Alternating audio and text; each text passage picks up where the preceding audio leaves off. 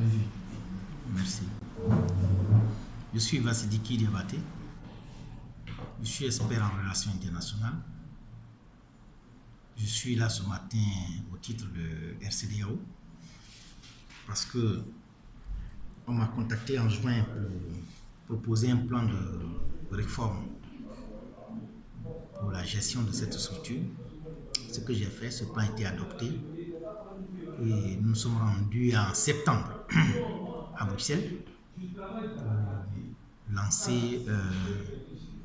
Nous sommes rendus là-bas en septembre pour la suite de la convocation d'un conseil d'administration et d'importantes décisions ont été prises, parmi lesquelles il fallait poursuivre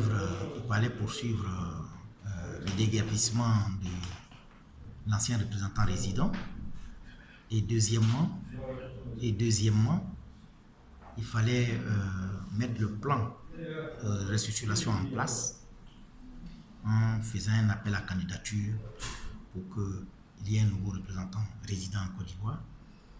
Et il fallait aussi baliser les missions de ce représentant résident afin que tout ce que le RCDAO a vécu ne se répète plus. À savoir que le représentant résident a falsifié des documents pour se faire passer pour un président d'Afrique alors que ça n'existe pas. Le représentant résident qui a un territoire bien délimité qui est la Côte d'Ivoire s'est permis de se promener dans la sous-région au nom de RCDAO en tant que président d'Afrique. Et à ce titre, il a commis beaucoup de gaffes. Et comme nous ne sommes pas ici, nous avons saisi le tribunal. Il a condamné par défaut, puisqu'il a été notifié à plusieurs reprises qu'il vienne à cette audience, il a refusé. Et il a été condamné pour 6 mois, il a fait opposition. On attend, il a 15 jours pour enrôler, pour que le jugement soit reprogrammé. Nous attendons, les 15 jours finissent aujourd'hui. S'il ne l'a pas fait, on en tiendra compte et le tribunal tiendra compte.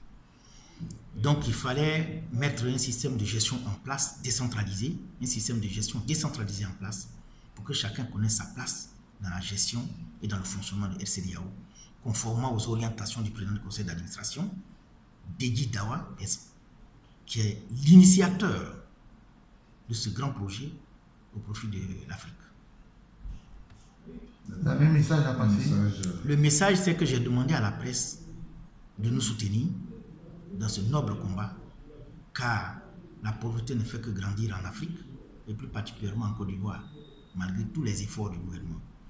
Et comme vous savez que nos gouvernants sont contraints au budget et aux orientations de la Banque mondiale et du Fonds monétaire, donc ceux qui sont laissés pour compte, nous sommes là pour appuyer le gouvernement à les aider à sortir de ce sous-développement. Et ça, c'est notre mission. Ici, comme en Guinée, comme à Conakry, disons comme au Burkina et comme au Mali. Et comme bientôt, je me rends en Gambie et en Guinée-Bissau, où j'ai longuement servi pendant 7 ans au cabinet du chef de l'État. Je vous remercie. Merci beaucoup.